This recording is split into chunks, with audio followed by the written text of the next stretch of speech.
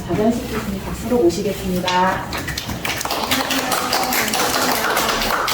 반갑습니다. 이렇게 예쁜 공간에 초대돼서 무척 기쁘고요. 선생님들 정말 만나게 돼서 반갑습니다. 저는 예술 철학을 전공했습니다. 그리고 교양 도서들을 쓰는 일을 하고 있습니다. 제가 쓴 책들 모아봤습니다. 교과서, 철학 교과서를 비롯해서 다시 갈까요? 좀 들리십니까? 제가 철학 교과서를 비롯해서 저의 최초의 감독저서는 논리 소설이었고요. 최근에 쓴 거는 소설이 묻고 철학이 답하다, 그리고 죽음이 던진 질문에 어떻게 답해야 할까, 이런 책들을 쓰면서 교양 쪽 내용을 관심 있게 보고 있습니다. 오늘 주제가 삶의 길잡이로서의 읽기와 쓰기라는 주제인데요. 그러니까 우리 무엇을 추구하고 사나라는 걸 생각해 보면 가장 먼저 이제 행복을 추구한다라고 얘기할 것 같아요. 그래서 행복을 추구하는 것으로 충분한지, 그거 이외에 또 다른 추구를 우리가 좀 생각해 봐야 될지라는 생각으로 이제 구성하게 됐고요. 저는 주로 이제 의미를 추구하는 삶으로 이제 방향을 잡았고, 삶의 의미를 발견하는 방법으로 읽기와 쓰기를 제안 드리고자 합니다. 자, 제가 이제 첫 번째, 행복을 추구하는 것으로 우리가 충분할까라는 것을 생각해 보도록 하겠습니다. 제가 이게 터치가 돼가지고 지금 마음껏 올라가고, 행복을 추구하는 것으로 충분할까라는 주제로 먼저 얘기를 해보겠습니다. 선생님들은 어떤 걸 추구하면서 살고 계신지 궁금합니다. 글쎄요, 조금 더 좋은 학력, 또는 좋은 집, 또는 좋은 직장 등등 여러 가지 것들을 추구하실 텐데요. 그것의 근본적인 것은 행복해지고 싶다라는 게 기본이죠. 그래서 한 남자에 대해서 소개하겠습니다. 공부를 아주 열심히 했고요. 성실한 학생이었어요. 공부 잘해서 법조인이 됐습니다. 그리고 행복한 결혼을 시작합니다. 집안 좋고 아름다운 외모를 가진 여성을 보면서 결혼하고 싶다라는 마음이 들어서 청혼했고 수락돼서 행복하게 결혼 생활을 시작했습니다. 그리고 열심히 일해서 직장에서도 승진했고 좋은 집을, 마침내 자기가 원하는 좋은 집을 갖게 되었습니다. 자, 그런데요, 이 사람이 끊임없이 사람들이 원하는 바대로 이루고 싶은 걸 다 이루고 또 많은 것을 누렸는데, 이 멋진 집의 거실을 꾸미느라, 그것도 어떻게 꾸미냐면 자기가 평소에 사기친 사람이라고 생각하는 사람들의 거실처럼 멋지게 꾸미는 과정에서 사다리에 올라타면서 커튼을 달다가 좀 다칩니다. 그때부터 이상하게 옆구리가 아프고 힘들어졌어요. 그러면서 불쾌한 감정을 갖게 됐고, 병원을 여기저기 다니는데 별로 좋은 확실한 답을 듣지 못하고 괴로워집니다. 병원은 낫지 않고 이제 죽음의 침상에 누워서 자기 삶을 되돌아보니 온통 후회스러운 것들이 떠올랐습니다. 이전까지는 이 사람은 유쾌한 사람이고 성격도 좋고 성실하고 멋진 사람이고 옷도 잘 입고 친절한 사람이었고 친구도 많았고, 그러니까 우리가 흔히 생각하는 어떤 편견을 가질 만한 사람이 아닙니다. 모든 게 다 풍족하고 행복하다고 생각했는데 죽음의 문턱에 와서 자기가 되돌아보니 별로 행복하지가 않았습니다. 거기다가 지금까지 내가 믿던 삶, 내가 옳다고 믿던 삶이 바람직한 삶인가? 라는 후회를 하게 됐습니다. 그러면서 지금까지의 삶을 통째로 다시 살펴보는 일을 하며 자기가 거짓과 기만 속에 살았고 자기와의 관계 맺은 사람들도 역시 자기를 거짓으로 대했다라는 것을 알게 됩니다. 이 사람의 이름이 이반 일리치입니다. 여러분들 이쯤 되시면 톨스토이의 이반 일리치의 죽음이라고 눈치를 채시겠을 거예요. 톨스토이가 이 작품을 쓴 연도가 1886년도입니다. 지금 표지는 뭉크 그림으로 표지를 좀 장식한 출판사가 있군요. 이 사람은 분명히 유쾌한 사람이고 성실한 사람이고 책임감 있는 사람이었습니다. 그런데 불구하고 왜 그가 그렇게 죽음의 침상에서 자기의 삶을 거짓으로 보게 되었을까요? 일단 이 사람은 사실 겉으로는 참 좋아 보였지만 신혼 시기를 넘긴 이후부터 부인하고 사이가 그다지 그렇게 좋지는 않았습니다. 신혼 시절까지는 좋았어요. 그런데 이제 아이가 나오고 뭔가 불쾌한 일들, 좀 짜증스러운 일들, 이런 일들이 생기면서 부인의 요구가 좀 많아졌는데 이반 일리치는 그 부인을 배려하거나 이해하기보다는 좀 회피하고 싶었습니다. 왜냐하면 이반 일리치는 무척 품위를 중시 여기는 사람이었어요. 또 품위에 맞지 않는 일, 귀찮은 일, 여기에 연루되고 싶지 않아서 자기는 더욱더 일에 집중하고 부인과의 시간을 좀 줄였습니다. 그렇게 되니 부인은 또 나를 봐주지 않는다. 나만 혼자 이렇게 육아며 살림이며 맡게 됐다. 그런 것 때문에 또 좀 속상했습니다. 그래서 부부 사이가 신혼 이후에 그렇게 원활하지는 않았어요. 그리고 이 사람의 이제 주된 관심은 일이었죠. 그래서 성공을 합니다. 성공을 하면서 자기 만족을 하죠. 사실 우리도 좀 그러지 않습니까? 우리도 처음에 사랑할 때는 좋았지만 가정생활 하면서 뭔가 하나씩 둘씩 어긋나고 또 새로운 문제들이 튀어나왔을 때 그것을 정말 진심으로 서로의 입장을 배려하면서 풀기보다 어느 정도 하다가 포기하죠. 포기해서 그냥 말 안 하거나 그냥 그래 나는 일이나 열심히 해야겠다 이렇게 하면서 서로의 일에 좀 집중하다가 그냥 만나는 시간은 이제 겨우 생활을 할 뿐인 그런 부분도 많이 있습니다. 오늘날도 그런 모습들을 많이 보게 되는데요. 그렇게 살았을 뿐인데 나중에 아프게 되면서는 이게 좀 더 극단적으로 드러나는 거예요. 이반 일리치가 아프다 보니까 밥 먹을 때도 좀 짜증을 내고 그러면 부인은 그걸 참아주기가 아주 힘든 거예요. 처음에는 좀 화를 내보다가 그래도 소용없다라고 하면서 이제 분노를 안으로 참습니다. 부인은 속상해요.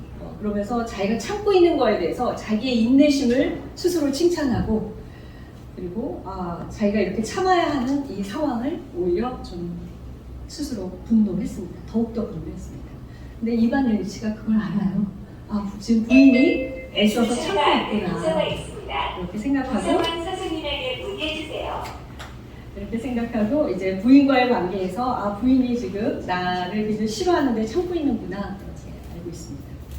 아파지면서부터 상당히 많은 것들이 드러나게 되는데 그 전까지는 이제 약혼을 앞둔 장성한 예쁜 딸과 어린 아들이 있었거든요. 그런데 그 딸과 특별히 어떤 문제를 겪어본 적은 없었으나 아픈 이후에는 딸을 대하는 것도 뭔가 진심이 담아있지 않고 자기의 약혼에 차질이 생길까 이런 거를 걱정하는 것으로만 비춰집니다. 그리고 주변 친구들도 그렇게 즐겁게 놀던 친구들인데 이 이반 일리치의 고통에 대해서 크게 공감하거나 그러지 않고 그냥 겉으로 진료 잘 받아 치료 잘하면 나을 거야 이렇게 성의 없는 말만 합니다. 결국 이반 일리치는 자기의 지금까지의 관계들이 견고하지 않고 진실된 관계가 아니라 그저 품이 있고 우아한 그리고 행복을 추구하는 과정에서 생겨난 그런 겉모습이었다는 것을 느끼게 됩니다. 근데 이 작품이 소설이다 보니까 다른 사람의 마음들도 다 보여주잖아요. 이반 일리치가 결국은 몇 달 뒤에 죽습니다. 죽은 다음에 부인은 남편이 너무 짜증스러우니까 죽어버렸으면 좋겠다라고 생각하다가도 남편이 죽으면 이제 돈 새길 기회가 없어지니까 그걸 또 바라면 안 된다라는 그 상황에서 자기의 불행을 막 더 생각하고 있고 죽은 다음에는 친구들이 찾아오는데 장례식 가는 거를 조금 귀찮아하는 마음들 또는 장례식에 와서도 저 이반 일리치가 죽었으니까 그 자리에 누가 앉을까 내 아는 사람 좀 소개하면 어떨까 이런 생각, 또는 이반 일리치는 죽었지만 나는 죽지 않았어, 난 건재한다, 이렇게 생각하는 그런 마음들이 이제 톨스토이가 문상 친구들의 마음도 기술을 해줍니다. 왜 이럴까요? 이렇게 모습들이 좀 삭막한데요. 사실 이반 일치는 바로 그렇게 아프기 전까지, 죽음의 침상에 눕기 전까지는 전혀 자기 삶에 문제가 있다고 생각하지 않았거든요. 그거에 대해서 이제 하이데거가 이반 일치가 일상세계에 산 사람이었다고 얘기를 해줍니다. 그러니까 일상세계에서는 얼마든지 다른 사람들에 의해서 대체되고, 지금 이반 일치가 죽은 다음에 그 자리에 누가 오를까 이걸 생각했던 친구들처럼 대체되는 존재, 또 비교되면서 가치가 매겨지는 존재로 여겨집니다. 그리고 서로 경쟁하고 타인들로부터 고립된 삶을 살게 되죠. 사실 우리가 아이들한테 공부 열심히 해라, 뭐 어느 대학에 가면 좋겠다, 어떤 직장 또는 어떤 기업에 들어가면 좋겠다, 어떤 배우자 만났으면 좋겠다, 이런 바램들을 갖고 있는데, 그 바램도 다분히 하이데거가 볼 때 일상세계에 머문 생각이에요. 내가 주체가 아니라 익명의 타인들, 사람들이 이거 좋대, 이게 성공한 삶이네, 이게 행복한 거네 라고 말하는 그런 타인들의 예속된 삶에 살았던 것이고, 그 안에서는 그 기준을 어느 정도 맞췄기 때문에 문제가 없었으나, 바로 죽음의 침상에 이르러서 이반 일치는 자기의 삶을 되돌아보며 그러한 삶이 정말 내가 원했던 삶인지 깨닫게 됩니다. 그래서 하이데거가 얘기하고 싶은 거는 죽음이라는 거죠. 죽음이라는 이 사건, 지금 여기서 화면이 좀 잘 정렬되진 않았지만, 죽음이 인간의 가장 확실한 사건인데, 이렇게 세상 사람들의 지배로부터 해방되기 위해서는 죽음을 의식해야 된다라고 얘기를 합니다.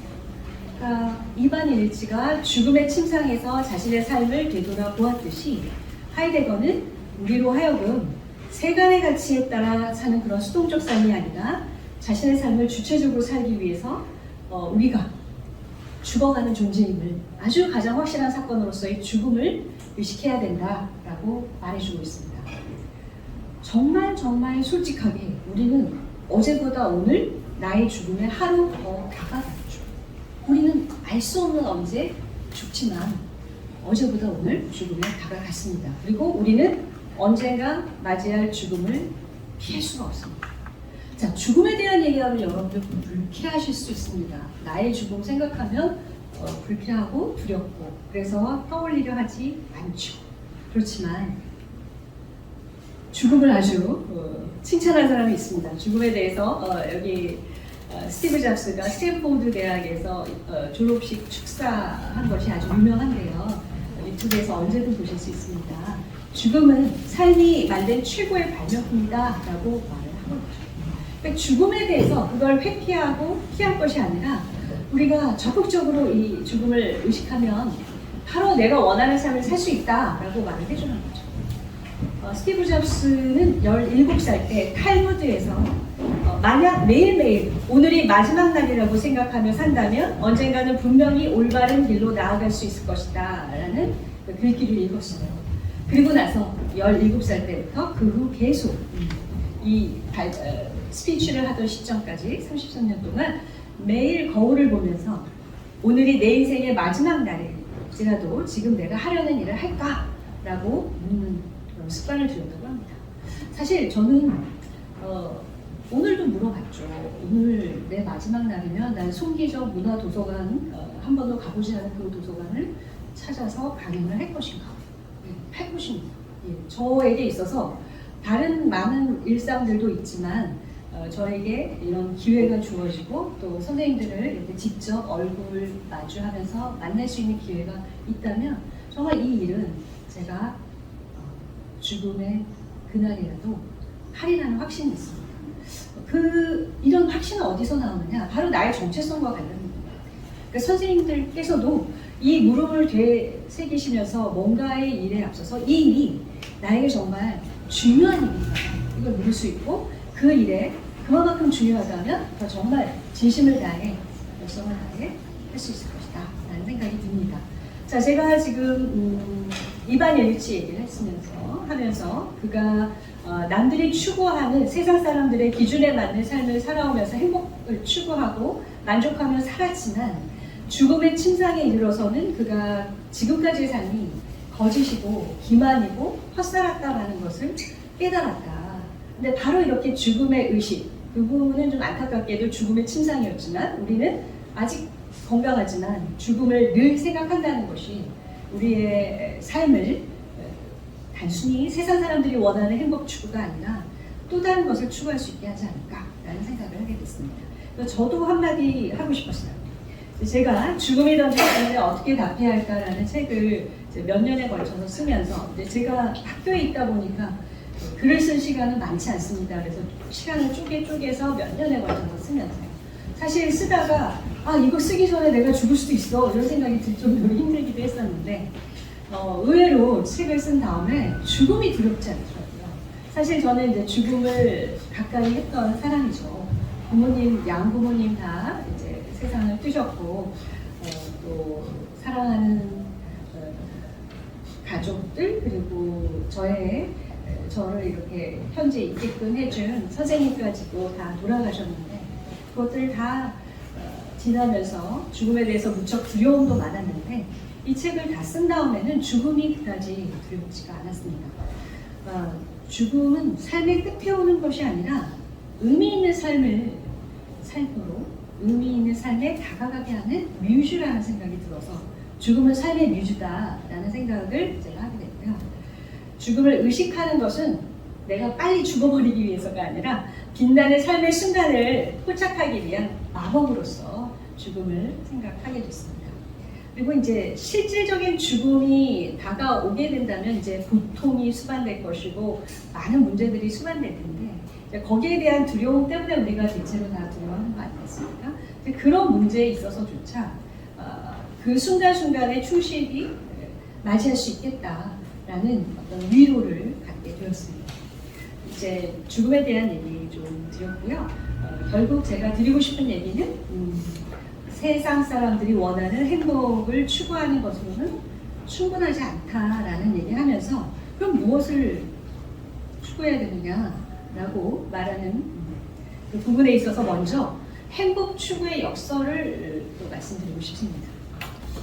우리는 누구나 다 행복을 추구해요. 그래서 행복하기 위해서 공부하고 직장을 얻고 돈도 얻고 그러는데 문제는 그런 성공과 물질적 부에 너무 집착한 나머지 이제 그것이 전부가 되는 목적과 수단이 전부 되는 상황이 올 수가 있죠. 그래서 정말 많은 부를 가졌지만 결코 행복하다고 할 수 없는 자타가 행복하다고 할 수 없는 그런 지경에 있는 사람들을 우리 주변에서 흔히 보게 됩니다. 행복을 추구할 때 또 우리는 타인의 기대에 부응하려 하죠. 특히 나의 가족들의 기대에 부응하려 합니다. 근데 타인의 기대에 부응하기 위해서 열심히 사는 사람은 또 결국은 내 삶이 아니다. 껍데기만 남은 삶인 것 같다. 이렇게 말하는 분들도 있어요. 그리고 또 행복하기 위해서 끊임없이 비교하고 경쟁하죠. 누가 더 행복한가. 또 특히 소셜 네트워크 열심히 하시는 젊은 친구들 같은 경우는 친구들의 이런 여러 SNS에 나온 행복한 모습 보면서 나는 그렇지 않은데 이 친구들은 왜 이렇게 행복할까? 왜 이렇게 뭐가 이렇게 많을까? 이런 생각하면서 열등감도 갖게 되고 경쟁하게 되고 비교하는 마음을 갖게 됩니다. 또는 개인의 행복에 아주 집중하면서 사실은 개인 주변에 살펴보고 돌봐야 할 그 가족들이라든가 친구들 그 관계를 소홀히 하는 경우도 있습니다. 그래서 관계의 손상을 가져올 수도 있고요. 또 행복에 집중하다 보면 또 중요한 것이 삶의 복잡성을 인정하려 하지 않아요. 삶이 굉장히 다양할 수 있고 가치가 다양할 수 있고 추구하는 것이 다양할 수 있다는 것을 생각하지 않고 오로지 전형적으로 생각하는 행복의 모습만 추구하게 됩니다. 그렇게 됐을 때 문제는 부정적 감정을 무시하게 돼요. 예를 들어서 누군가를 인내해야 되는 상황, 용서해야 되는 상황 또는 이 상황에 있어서 고통스럽고 희생해야 되는 그런 상황, 이런 감정들, 부정적인 감정들을 행복을 추구하는 그 과정에서 굉장히 억누르게 됩니다. 난 행복해야 되는데 이런 부정적인 감정을 가지면 안 돼.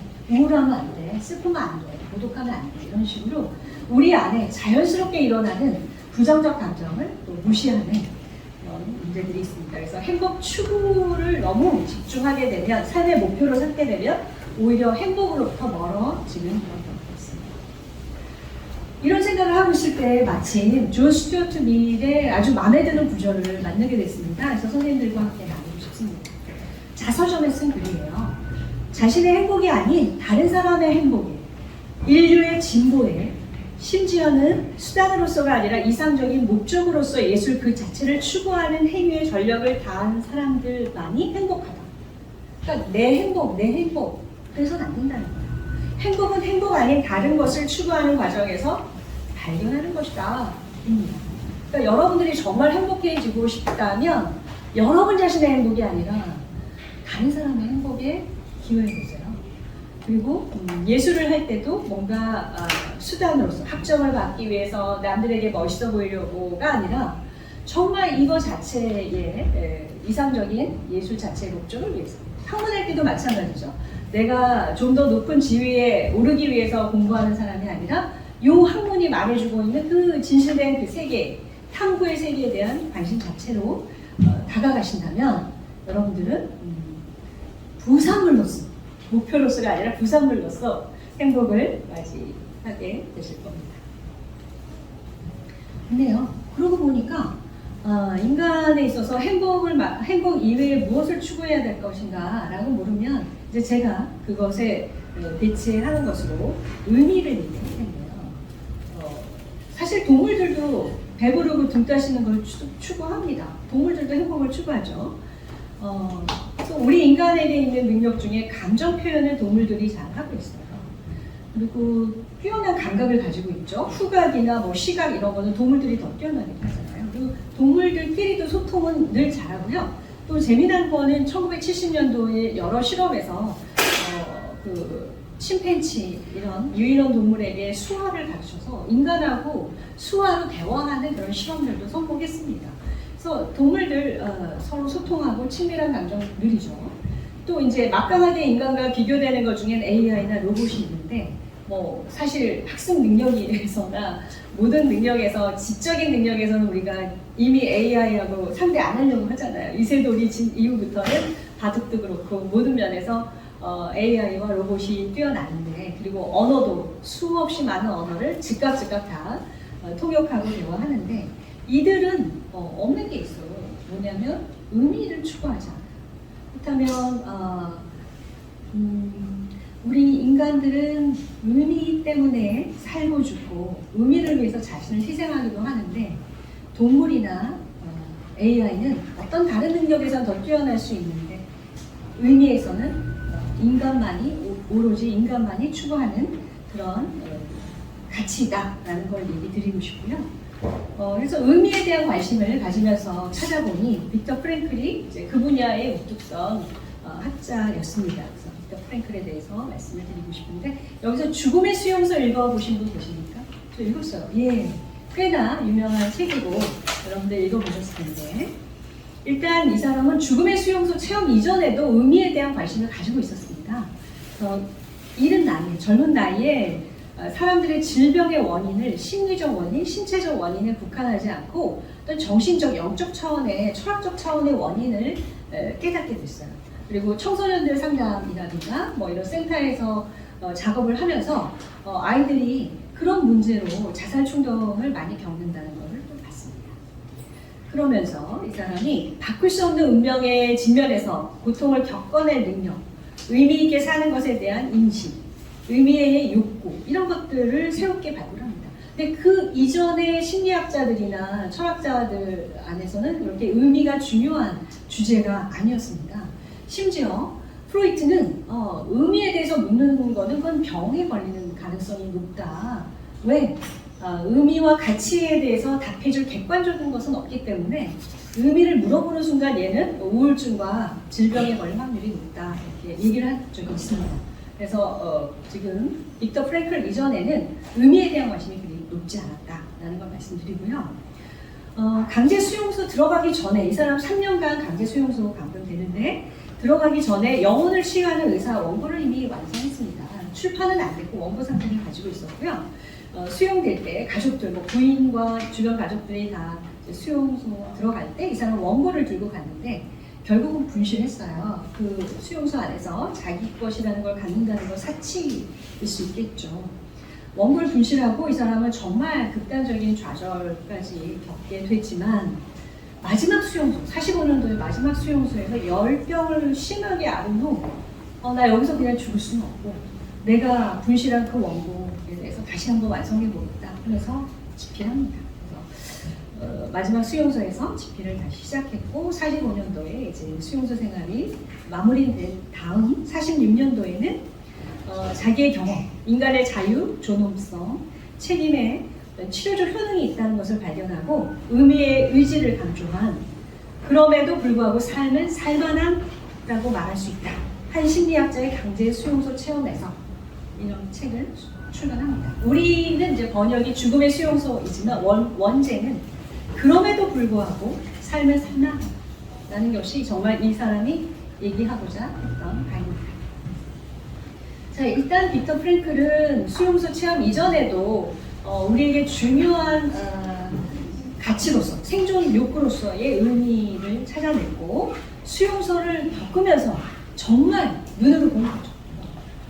수용소 생활이라는 건 정말 끔찍한데 어떤 사람은 옆에서 동료가 죽으면 그의 이빨에 금이 있는지 또는 뭐 헐었지만 이 사람의 신발이 더 좋은지 이 사람의 외투 헐었지만 내 거보다 더 좋은지 챙기는 사람도 있고 아니면 정말 다른 태도를 보여주는 그런 사람들 또 궁금했겠죠. 이런 수용소 상황에서 왜 어떤 사람은 저렇고 삶을 여전히 유지하는 사람은 또 무엇일까 그런 생각을 많이 하게 됐는데 그가 아주 절망에 있었을 때 어떤 경험이 있었냐면 옆에 사람이 좀 중얼거렸어요. 우리의 지금 이런 꼴을 우리 아내들이 본다면 정말 끔찍할 거예요. 아내가 보지 않아서 다행이에요. 라고 옆에 동료가 얘기를 했어요. 그러자 그때 아내라는 말에 그 힘들고 무감각해진 그런 상태에서 자기 아내가 떠오르는 아내의 상냥한 미소, 상냥한 모습 그녀가 지금 죽었는지 살았는지도 몰라요. 그런데 아내를 떠올리면서 아내가 지금 어딘가 있다면 내가 이 고통을 잘 견딜 것이라고 믿어줄 거다. 또는 내가 이걸 견디고 나서 우리가 언젠가는 아내를 만날 수 있겠다. 라는 미래적인 희망을 아내에게 갖게 됐죠. 그때부터 이제 더욱더 삶의 용기를 갖게 됐고요. 또 수용소 사람들 가운데는 그렇게 지치고 힘든 상태에서 겨우 힘을 가한 죽하는 대로 들고 있다가도 누군가가 와 저기 멋진 석양이 있어 같이 보자 라고 했을 때 달려나가서 석양을 보는 그 모습에는 지치고 자유가 모두 억압당한 그런 수용인으로서의 모습이 아니었다는 거죠. 예, 그리고 어떤 날은 정말 하루에 한 번 밥이 나오는 거를 포기하고서라도 바닥을 치우고 책상을 정리하면서 자기네들끼리 뭔가 재미난 공연을 해본 날도 있었다고 합니다. 그때 공연이라는 건 무척 남루하고 누추하겠지만 그들 나름대로 유머와 삶을 조금 견딜만하게 해줄 뭔가의 활동이죠. 그런 거를 하는 모습들을 보면서 누군가는 저렇게 완전히 좌절돼서 그래서 정말 죽은 것처럼 살고 있고 기계처럼 좀비처럼 살고 있고 왜 누군가는 저렇게 삶에 대해서 의지를 가지고 아름다운 걸 보려 하고 뭔가 나누려 할까 그 차이가 뭘까를 거기서 고민하게 됐습니다. 그러고 보니까 그런 미래에 만날 누군가 또는 내가 여기 수용소를 나가서 해야 할 무슨 과업 이런 거를 마음속에 가진 사람은 그 가운데서도 버티고 그거 없이 정말 좀비처럼 좀 찌든 상태로 행여 내 거 뺏길까 또는 누군가 거 하나 뺏을까 하다가 결국은 죽는 그런 사람들을 이제 구분해서 되었죠. 그래서 의미의 욕구가 이 빅터 프랭클에게는 생존 욕구가 됩니다. 이건 사치가 아니에요. 먹고 살만한 상황이 돼야지 의미를 추구하지 이게 아니라 의미가 있고 없고가 이미 살 것인지 말 것인지를 결정할 수 있을 만큼 중요한 생존 욕구라는 거죠. 근데 사실 이거는 사실인 것 같아요. 우리의 엄청난 자살률을 보면 자살한 사람 뭐 배고파서 뭐가 안 채워주지 않아서 자살하진 않잖아요. 저 사람 부족할 거 없는 것 같은데 저 사람은 대체 뭐지? 라고 했을 때 공허, 무의미 이런 것들이 또 영향을 주죠. 물론 자살에는 여러 요인이 있습니다. 심리적 질병도 있고 여러 가지가 있겠지만 무의미로 인해서도 사람들은 삶을 포기한다. 그런 걸로 본다면 의미는 생존의 욕구다라고 볼 수 있겠습니다.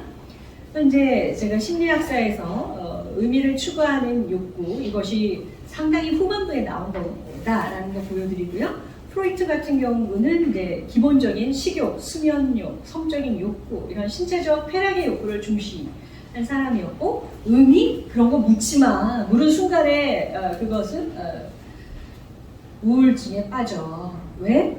의미와 가치에 대해서 누구도 객관적으로 말할 수 없는데 그렇게 객관적으로 말할 수 없는 거를 물으면 그건 병 걸려. 이렇게 얘기했던 면이 있고요. 알프레드 아들러 그 이후에 나온 사람은 타인에 대한 친밀감, 명예, 권력, 인정 등 이런 심리적 욕구를 충족하는 것을 굉장히 중시 여긴 사람이라면 이제 빅터 프랭클은 삶의 의미를 추구하는 정신적 욕구를 강조했던 사람입니다. 결국 프랭클은 인간을 세 가지 요소로 본 거죠. 신체적인 면이 있죠. 분명히 우리는 제때 밥을 먹어야 되고 제때 자야 합니다. 그런 신체적 욕구가 있고 또 우리의 마음, 안정감도 필요하고 친밀감도 필요하고 우울하지 않는 상태여야 되고요. 심리적 법칙이 지배하는데 우리에게는 신체와 마음뿐만 아니라 영혼이라는 차원이 있다는 거죠. 굉장히 수직적 차원입니다. 이건 자유의지고요. 의미의 의지입니다. 그리고 이것은 누가 말해줄 수 없는 것이죠. 누가 너는 이런 의미로 살아 라고 말할 수 없는 그런 가치입니다. 그래서 삶에 의미를 주는 그런 가치는 무엇일까? 이거에 대해서 선생님들이 혹시 나는 의미에 대해서 일찍이 생각해 봤다. 나의 삶의 의미는 내가 알고 있다 하시는 분 계십니까?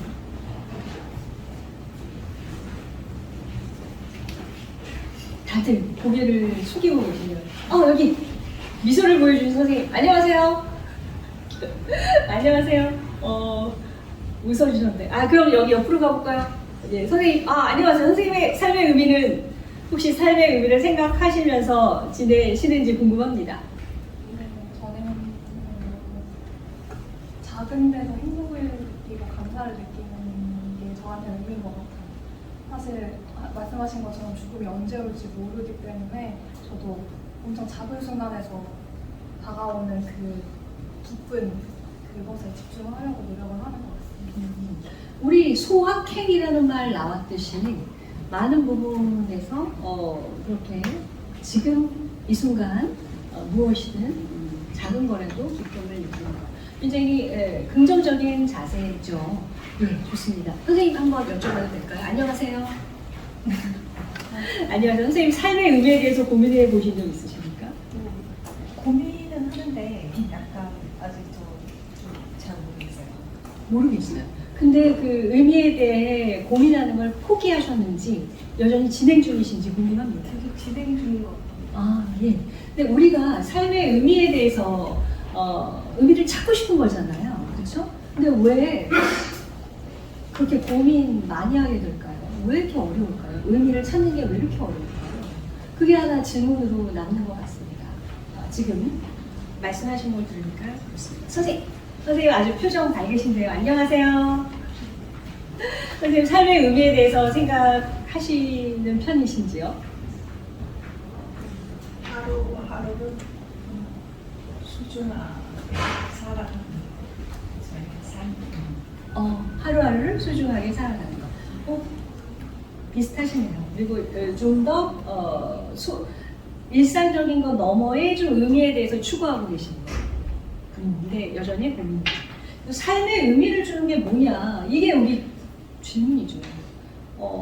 행복만으로는 충분하지 않다. 행복만 추구하다가는 세상 사람들이 추구하는 그런 것의 기준에 맞춰 행복을 추구하는 것으로는 어느 순간, 죽음의 순간, 아니면 뭐 그게 실업의 순간이 될 수도 있고, 또는 뭐 좌절의 순간이 될 수도 있고, 뭐 어떤 결정적인 극단적인 상황에서는 되돌아보게 되는데 그거 대신에 제가 의미인 것 같다라고 얘기했는데 그럼 의미가 뭡니까? 라고 이제 물어봤을 때 의미를 주는 가치에 대해서 좀 더 자세히 알아야겠다라는 생각이 들었습니다. 자, 빅터 프랭클이 그걸 얘기해줘요. 그래서 일단 프랭클 얘기를 드리겠고요. 이제 프랭클을 넘어서서 제가 다시 해석하는 것들을 제가 보여드리고자 합니다. 일단 저의 개인적으로는 삶의 의미가 중요하다라고 느낀 시점은 시지프스의 신화를 볼 때였어요. 여러분들 이거 많이 들어보셨을 것 같습니다. 이제 시지프스 고대 그리스 로마 신화에 나온 시지프스는 제우스가 바람 피는 거를 비밀을 지켜야 되는데 발설을 해서 제우스로부터 벌을 받습니다. 시지프스를 이런 그림이 있어서 가져왔습니다. 그의 벌은 어마어마하게 큰 바위를 높은 산 위에 올리고 나면 다시 떨어지죠. 네, 떨어집니다. 다시 올립니다. 또 떨어집니다. 평생 이게 계속 반복되는 그런 벌을 받습니다. 근데 제가 까밀 시지프스의 신화라고 했어요. 그의 책의 첫 페이지, 첫 문장이 저를 압도했어요. 제가 고등학교 때 읽었는데요. 참으로 진지한 철학적 문제는 오직 하나뿐이다. 그것은 바로 자살이다. 인생이 살만한 가치가 있느냐 없느냐를 판단하는 것이야말로 철학의 근본 문제에 답하는 것이다. 그래서 저는 이 문장에 압도되면서 마침 그 우울하던 고등학교 시절에 진짜 나 이런 삶 살아야 될까? 이 시험 끝나면 또 다른 시험이 있을 것이고 또 다른 나의 과업이 있을 것이고 끊임없이 내 인생은 이 바위를 굴리는 과업에 빠져나올 수 없을 텐데 이거 해야 될까? 말아야 될까? 고민을 했습니다. 그런 고민 중에 대학생이 되었고요.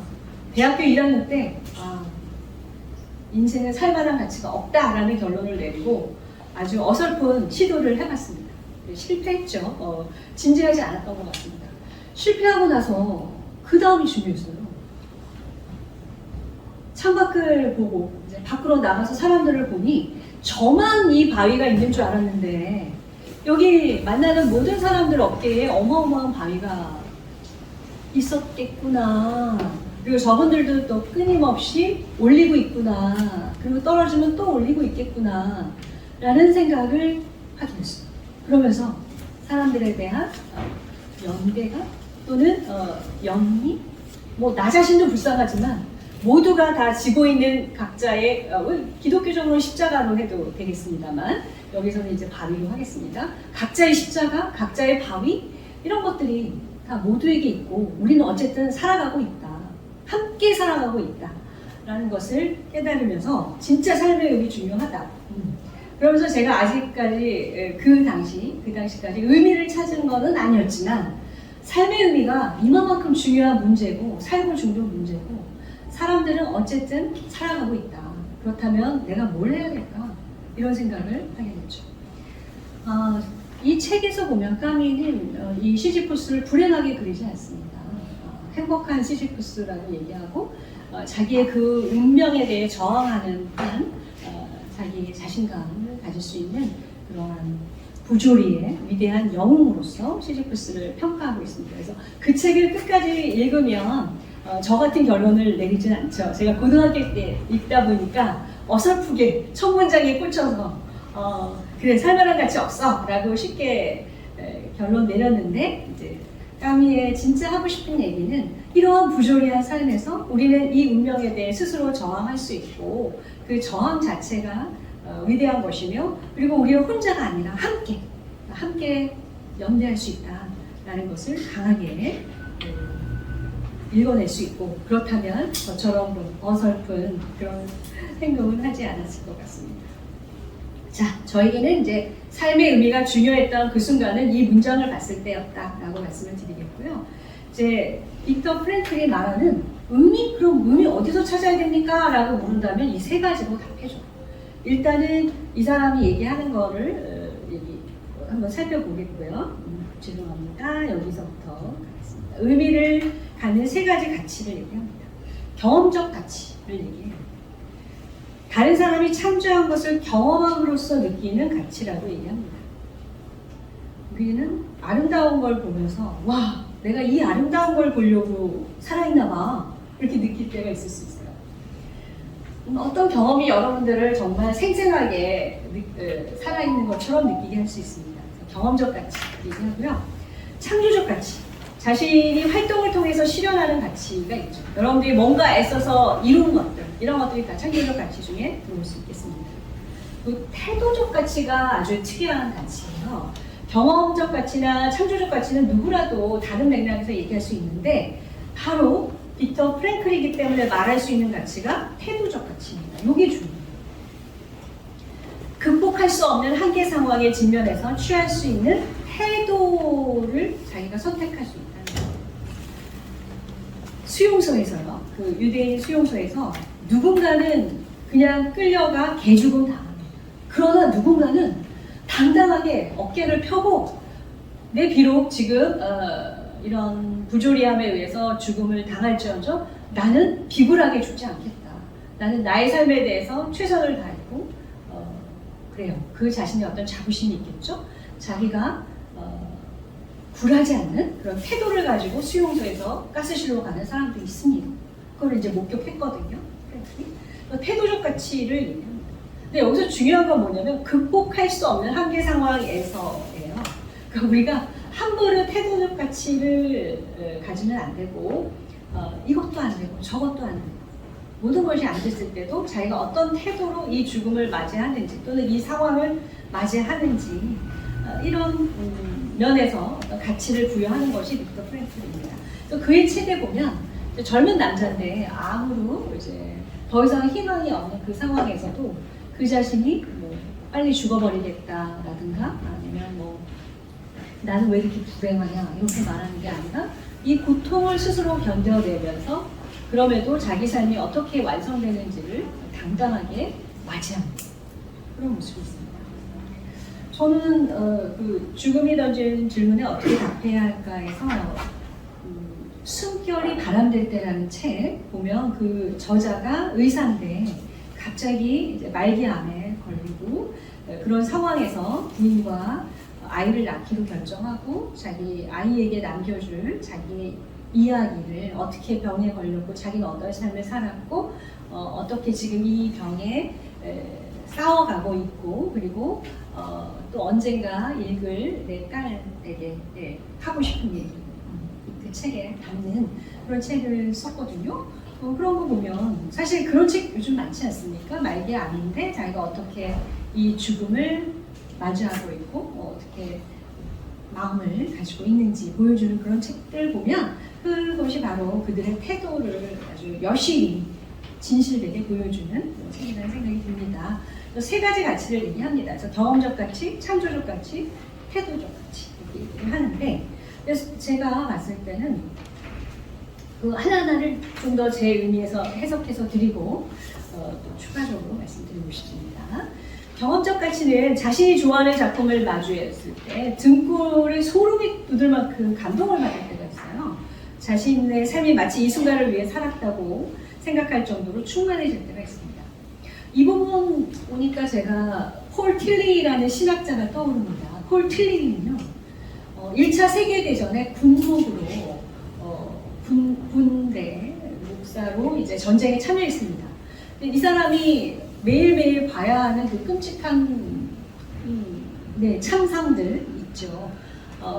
목사로서 1차 세계대전이라면 가장 많은 사망자가 나오는 전쟁이겠죠. 거기서 좌절했습니다. 정말 신이 있을까? 신이 있는데 정말 이런 끔찍한 일을 우리에게 주는다니 말이 되나? 그리고 절망합니다. 그런데요, 어느 날 저녁 막사에서 화집 하나를 봅니다. 화집에 보티첼리의 성모자와 여덟 천사라는 작품이 있어요. 제가 보여드리고 싶은데 얼마든지 검색됩니다. 근데 보티첼리의 가장 유명한 작품은 여러분들 비너스가 조개에서 탄생하는 거 그거 작품이 가장 유명하죠. 우리한테는 비너스의 탄생. 그리고 뭐 성모자 작품에서도 여러 작품이 있는데 그가 본 그 8명의 천사와 함께 있는 성모자의 그 마리아의 표정이 굉장히 슬퍼요. 코끝이 빨개져 있습니다. 그리고 그 시선이 아이에게 향한 것도 아니고 허공을 향해. 물론 이제 폴 틸리가 어디에 내가 감동받았어 이걸 얘기하지는 않았는데 그 작품을 좀 다시 찾아보니까 그런 좀 특이한 점이 있습니다. 그러니까 그 슬픈 성모의 얼굴. 그렇지만 완전히 슬픔에 빠진 것도 아니고 초연하게 슬퍼하는 그 성모의 표정이 어쩌면 틸리에게 위안을 줬을까요? 그 순간 벼락이라도 맞은 듯 이 틸리가 신에 대해서 원망하고 우울하고 죽고 싶었던 그런 감정이 완전히 바뀌면서 뭔가 삶의 의미를 찾은 위로를 크게 받고 굉장한 전율을 느꼈다고 기록을 하고 있습니다. 그래서 전쟁이 끝나고 나서 정말 뮤지엄 찾아갔죠. 그래서 원본을 보게 됩니다. 화질로만 봤는데도 그렇게 감동받았는데 원본을 보면서 이거는 종교적 체험 이상의 체험을 나에게 주는구나 라고 이제 기록을 했습니다. 경험의 가치 이거 얘기해 볼 수 있고요. 근데 한 가지 경험의 가치라는 것은 개인에 따라 다를 수 있어요. 똑같은 작품을 보고 누군가에게는 그런 가치를 못 느낄 수도 있고요. 틸리처럼 그 전쟁의 상황에서 막사에서 죽고 싶은 그런 심정에 뭐라도 부여잡고 싶은 심정에 봤을 때 그 작품이 주는 그런 효과도 있을 수 있고요. 그래서 경험의 가치가 또 일관되게 이 작품 보면 경험의 가치 느낄 거야 라고 말할 수 없습니다. 우리 모두 상황에 따라 우리가 무엇을 필요로 하고 무엇에 힘들어 하는지에 따라서 경험의 가치는 매우 달리 느껴질 수 있습니다. 그리고 이제 제가 좀 더 추가해 봤어요. 사랑하는 소중한 사람이 있어서 마치 이 세상이 그 사람을 위해 존재하는 것으로 느껴지고 그가 있는 세상에서 살아 숨쉬는 것이 나에게 큰 기쁨일 때, 이것이 의미 있었을 때, 이것도 경험적 가치라고 할 수 있을 것 같고요. 자신의 일에 최선을 다하며 주어진 고난을 이겨내며 그 경험으로 만족감을 느낄 때, 이것도 경험적 가치를 가질 수 있을 것 같습니다. 저는 이제 참고로 박사 논문을 존 듀이 미학으로 했습니다. 근데 존 듀이라는 사람은 교육학이나 이런 데서 경험을 굉장히 강조한 사람이죠. 근데 그분이 70세 넘어서 미학 책을 쓰는데 거기서 하나의 경험으로서의 예술이라는 말을 하거든요. 이 사람은 우리 경험의 일상은 무척 느슨하고 산만하고 막 흘러가고 잊혀지지만 어떤 경험은 딱 그 경험, 그 사건이라고 할 만큼의 그 하나의 경험이 있다. 그 경험이 바로 미적인 경험이고 예술이다라고 말했던 사람이에요. 그래서 듀에게 예술은 미술관에 있는 작품, 어디 콘서트장에만 가서 접할 수 있는 그런 다른 차원의 고급의 특별한 것이 아니라 우리 삶에서도 늘 뭔가 이건 정말 집중적으로 이 사건이라고 할 만큼 에너지가 응축되어 있고 하나로서 기억되고 그것이 빛나게 우리 삶을 비추고 있을 때 그것을 예술이라고 합니다.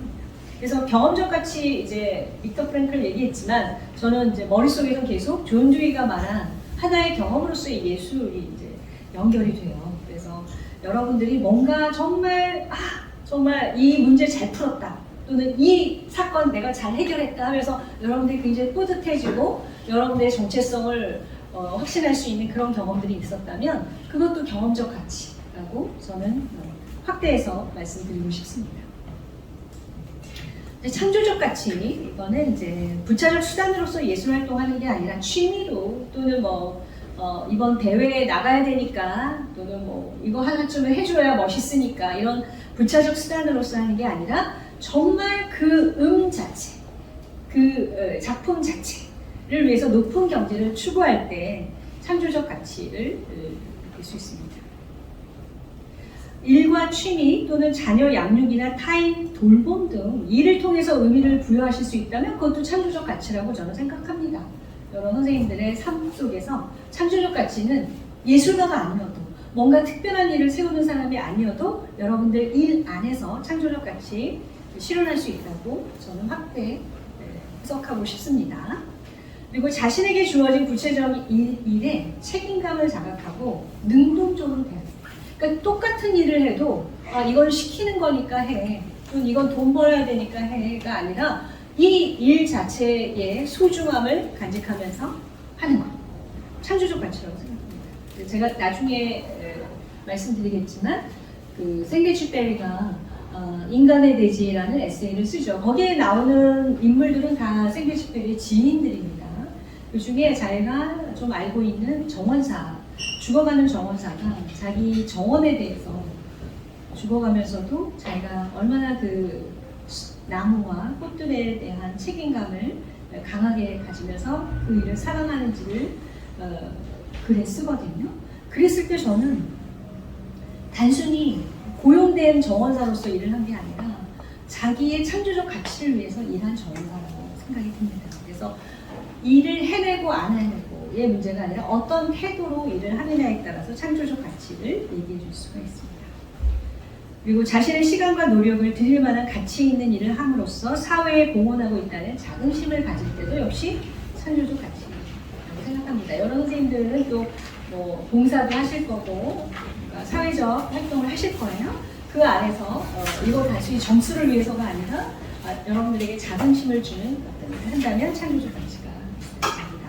같은 일을 해도 기계와 다름없는 태도로 건성으로 하는 것이 아니라 몰입하여 최선을 다해서 한다면 그것 역시 창조적 가치입니다.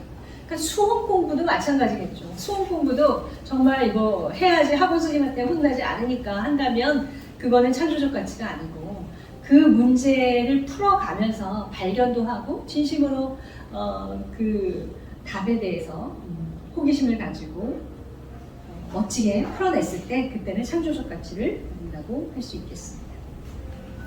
태도적 가치, 이게 가장 독특한 가치라고 말씀드렸는데요. 고통스러운 일이 찾아올 때 가능한 그것을 극복해야 됩니다. 극복도 안 하고 그냥 나 견딜래 그러면 안 되고요. 극복하려고 노력해야 되고요. 도저히 그 상황을 극복할 수 없는 상황에까지 왔을 때 기꺼이 받아들이는 태도입니다. 불행을 겪고 내적으로 성장하여 삶의 의미는 전적으로 나 자신에게 달려있다는 태도입니다. 사실 이 부분을 읽다 보면 저는 안락사 또는 뭐 존엄사는 모르겠지만 존엄사하고 안락사 구분이 지금 되고 있습니다. 한국에서는 안락사 같은 거는 섣불리 결정할 수 없을 수 있겠다라는 생각을 합니다. 제가 뭐 안락사 찬성 반대에 개입하려는 건 아니고요.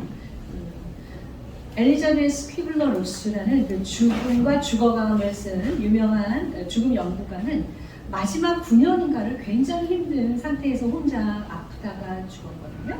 근데 그분은 안락사를 찬성하지 않았어요. 그럼 죽어가는 고통까지도 자기가 맞이하고자 했습니다. 근데 긴 기간은 홀로 견뎠는데 견뎌라라고 얘기하는 게 아니라 어떤 태도로 견디느냐 이 부분은 이제 초점이 있죠. 태도적 가치를 얘기하려면 제가 최근에 연극 봤습니다. 지금 아직 안 끝날 수도 있는데 고트라는 이제 연극이 있어요. 독일 희곡을 연극화한 건데요. 70대 중반의 남자가 아내를 잃고 저는 아프지도 않고 우울증도 없지만 의사가 나로 하여금 약을 처방해서 죽을 수 있게 해달라고 이제 법원에 제기하고 사회적으로 그 이슈화해서 만들어낸 연극입니다. 글쎄요, 부인이 없어요. 그래서 삶의 의미가 없대요.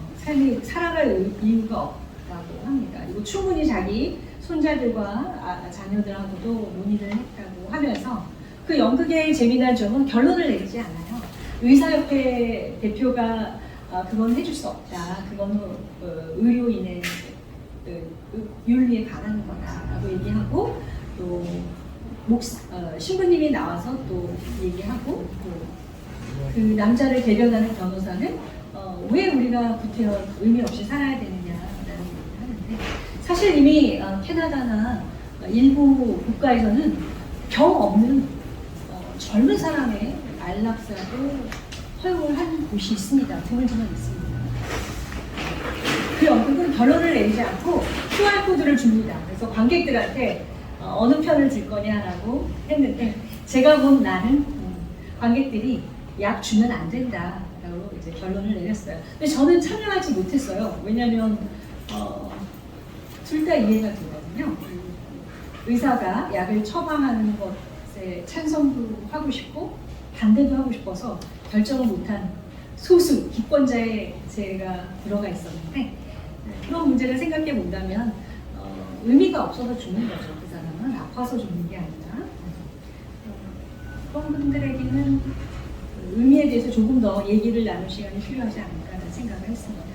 자, 태도적 가치에 좀 더 관심 있게 얘기해 줄 만한 인용구들 가져왔습니다. 괴테가 행동으로든 인내로든 더 나아지지 않는 상황이란 없다. 그래서 너가 어떤 극단의 상황에서라도 인내를 통해서 더 나은 상황을 만들 수 있다라는 얘기를 하는 거고요. 훻도린이라는 시인이죠. 하이데거가 좋아하는 독일의 시인입니다. 굉장히 철학적인 시를 쓰는데 불행의 발을 내디딜 때 더 높이 우뚝 서는 불행의 발을 내디딜 때 더 높이 우뚝 서는 이해하기는 좀 어렵죠? 니체, 왜 사는지 아는 사람은 어떻게 사는지를 거의 모두 견디어낸다. 또 나를 죽이지 못하는 것은 나를 더 강하게 만든다. 그래서 정말 극단의 고통의 상황에서도 견딜 만한 도움을 주는 인형구들을 함께 제가 소개해 드렸습니다. 이 부분 나오니까 불행에 대해서 얘기가 나오니까 제가 행복한 왕자, 오스카 와일드가 쓴 행복한 왕자 동화에 보면 행복한 왕자가 제비한테 불행보다 더 신비로운 건 없어 라고 하는 대목이 나와요. 근데 저는 이제 어린 날 그걸 읽지 못했습니다. 제가 의외로 동화를 어린 날 못 읽고 커서 몇 년 전에 그 동화를 봤는데 그 구절이 이해가 좀 안 됐어요. 불행보다 더 신비로운 건 없어. 혹시 선생님들 행복한 왕자가 아실 텐데요. 왕자가 제비에게 그 말을 한 맥락을 상상해 봐 주실 수 있어요. 그리고 그 말은 어떤 의미에서 했을 것 같아? 라고 대답해 주실 수 있는 거거든요. 불행보다 더 신비로운 건 없어. 사실 동의하기 좀 어렵죠. 선생님 어떻게 생각하세요? 동의할 수 없다? 그래서 어떤 면에서는 동의할 수 있다? 확실히 물어보시니까 답이 안 나오네요. 네. 뒤에 있는 선생님 혹시 그 말을 이해할 수 없는 말이에요. 또는 어떤 면에서는 이해해 볼 수 있겠다. 어떤 면이냐면 에 대해서 얘기해 주실 수 있어요. 가장 그 문제에 깊이 있게 숙고할 수 있는 그런 자세가 불행할 때 취해지는 것 같아요. 우리가 불행해보기 전에는 진지하지 않고 선생님 정말 새로운 관점이네요. 불행을 겪은 그 순간 우리는 정말 전체적인 걸 다 보잖아요. 이반의 위치가 자기 삶 전체를 되돌아가듯이. 예, 그렇게 말씀을 주셔서 감사합니다. 그래서 제가 몇 년 동안 고민을 하다가 어떻게 이해했냐면 행복한 왕자는 다 아시니까 줄거리는 말씀 안 드리겠고 이 행복한 왕자라고 이름 붙여진 거는 이 왕자가 살아있을 때 궁궐 안에서 정말 행복한 삶을 살다가 죽어서 도시의 가장 높은 곳에 동상으로 세워진 거잖아요. 금은 보화와 뭐 루비, 사파이어 이런 걸로 휘황찬란하게 뒤덮여서. 그런데 바로 그렇게 도시 맨 위에 올라와 보니 집안 구석구석 아픈 아이, 계부한테 혼날 걸 두려워하는 아이, 또 글을 쓰는데 가난한 작가, 여러 사람들을 보게 됩니다. 그래서 그 슬픔을 보면서 자기의 보석들을 하나하나 제비를 통해서 나눠주잖아요. 그래서 저는 불행보다 신비로운 건 없어 라고 하는 그 말을 어떻게 제가 이해한 거니까 답이라고 할 수 없고 그냥 저의 개인적인 어렸을 때 행복한 왕자로 있었을 때는 그냥 자기의 행복뿐이었어요. 그러나 도시 위에 동상으로 서서 불행을 목도해야 되는 왕자가 됐을 때는 자기를 벗어나서 내 것을 나눠주고 내 누나를 주고 내 금박으로 된 옷을 주고 이렇게 나눌 수 있는 그리고 그의 아픔을 내 아픔으로 느낄 수 있는 그런 점에서 신비라고 했을까라고 저는 거기까지 생각했습니다. 또 앞으로 더 생각하다가 그 신비가 더 밝혀질 수도 있을 것 같습니다. 그래서 불행이 우리로 하여금 나를 벗어나게 하고 나누게 하고 나를 더 확장하고 진심 어린 공감과 이해를 하는 그런 것일 수 있겠다라는 생각을 했습니다. 네, 태도적 가치까지 말씀드렸고요. 삶의 의미 그럼 누가 결정하느냐? 너는 그럼 이 작품을 봐. 폴 틸리가 보티첼리 이 작품을 봤으니까 너 봐. 한다고 해서 그 작품이 나에게 삶의 의미가 되느냐? 아닙니다. 모든 사람에게 통하는 삶의 의미라는 거 없습니다. 그래서 선생님들께서 저한테 물어보시면 저는 답을 해드릴 수가 없어요. 사람에 따라, 그리고 같은 사람이어도 시기에 따라, 내가 굉장히 순탄한 어린 시절을 보낸 그 시기인지, 모진 풍파를 겪은 그 시기인지, 상황에 따라 다를 수밖에 없습니다. 그래서 삶에서 마주하게 되는 각각의 상황이 그 자신에게 도전이 되며 그 상황을 해결하는 과정에서 스스로가 삶의 의미를 찾을 수 있기에 자기 삶의 의미는 오로지 여러분 자신만이, 유일하게 여러분 자신만이 할 수 있습니다. 삶의 의미를 삶이 자신에게 던지는 질문에 귀 기울이고 그에 대해 자신이 전적으로 책임짐으로써 답해줄 수 있을 거예요. 자, 그래서 삶의 의미, 저는 하나로 답해드릴 수는 없어요. 그렇지만 제가 제 삶의 의미를 보여드릴 수는 있을 것 같아요. 오늘 준비해봤습니다. 삶의 의미를 발견하는 방법, 이게 저의 하이라이트입니다. 앞서는 책 읽고서 여러분들이 생각해낼 수 있는 것들이에요. 책 열심히 읽고 강연 찾아다니시면 할 수 있는데 삶의 의미를 발견하는 방법은 제가 마련한 부분입니다. 뭐가 있을까요? 선생님들 한번 얘기해 보세요. 삶의 의미를 발견하는 방법, 이런 거 후보로 저 제안합니다. 자, 초록색 모자 쓴 친구 예뻐요? 예. 모자 예뻐요? 예. 삶의 의미 발견하기 위한 방법 제안해 줄 거 있어요? 제가 필요성을 느낄 때, 필요성을 느낄 때. 어떤 필요성? 내가 이걸 하기 위해 이 자리에 있구나. 성찰이 동반됐네요. 그냥 온 게 아니라 내가 왜 여기 와 있는지, 그리고 여기서 또 무엇을 얻고자 하는지, 굉장히 성찰하는 태도가 몸에 익으신 것 같습니다. 감사합니다. 좋습니다. 그것을 포함합니다. 삶의 의미를 발견하는 방법, 짠! 너무 간단한가요? 삶의 의미를 찾기 위한 방법, 읽으세요. 그리고 많이 여러 작품들을 감상하세요. 보고 들으세요. 그리고 내면의 소리에 귀를 기울이십시오. 그리고 이제 글쓰기, 여러 형태의 글쓰기 있습니다. 그리고 이야기하기도 있습니다. 우리 인간은 이야기하는 존재예요. 그리고 이야기하는 것과 하지 않는 것에 차이가 있습니다. 이야기하면서 나는 이미 내가 겪은 사건을 재구성하고 편집합니다. 그리고 어디에 더 주목하는지를 얘기합니다. 군대 갔다 오신 분들 군대 얘기 많이 하신다고 그러고, 여성분들은 출산하신 얘기 많이 하신다고 그러는데, 제가 짐작에, 제가 2개 다 안 해봤지만 짐작에 20대 때 그 얘기를 할 때와 40대, 50대 얘기할 때 다를 것 같아요. 인생에서 중요한 지점이 달라질 때 자기가 겪은 어떤 한 사건이 다시 이야기됩니다. 그러면서 자기의 관점도 또 성장하는 것이죠. 자, 그래서 읽기와 쓰기라고 했습니다. 삶의 의미, 삶의 길잡이로서의 읽기와 쓰기라고 했고요. 삶의 길잡이로서는 이제 의미를 제가 제시했습니다. 행복을 목표로 하는 것으로는 충분하지 않은 것 같다. 특히 세상 사람들이 말하는 행복은 더욱더 어느 순간 우리에게 허물을 안겨줄 수 있다. 삶의 의미인데, 그 삶의 의미를 그럼 어떻게 찾을 것이냐. 읽고 쓰고 듣고 보고 이야기하고 하십시오. 이고요. 읽기에 관해서 제가 이제 제 자신의 의미 찾기 과정을 보여드리고자 합니다. 여러분마다 다 이제 의미 찾기 과정이 있을 거예요. 인간의 대지, 제가 원래 이번 강의를 위해서 인간의 대지를 언급하려고 하진 않았는데, 우리 송기정 문화도서관에서 읽기 활동을 하는 거에 인간의 대지 쓰셨다고 해서 제가 한 번 더 찾아봤습니다. 인간의 대지는 제가 꽤나 늦게 읽었어요. 어린 왕자 같은 경우는 어렸을 때부터 읽었는데, 인간의 대지는 그 죽음이 던지는 질문에 어떻게 답해야 할까를 쓰기 위해서 그때서야 읽었습니다. 그래서 꽤 늦은 나이에 읽었는데, 거기서 저에게 굉장히 큰 도움을 주는 구절들이 있었어요. 그래서 그걸 나누면서 저의 삶의 의미 어떻게 형성하고 있는지 말씀드리겠습니다. 자, 인간이 된다는 것, 그것은 바로 책임을 진다는 것이야. 자신과 관계없는 것처럼 보이는 비참함 앞에서도 부끄러움을 느끼는 이미지. 이런 구절이 있었고요.